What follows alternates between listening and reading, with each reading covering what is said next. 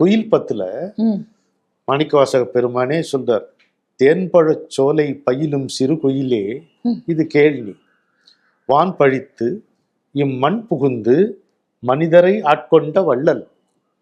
வான் பழித்து இம்மண் புகுந்து மனிதரை ஆட்கொண்ட வள்ளல், ஊன் பழித்து உள்ளம் புகுந்து என் உணர்வு அது ஆய ஒருத்தன். ஒருத்தன் வார்த்தை பயன்படுத்துறார்.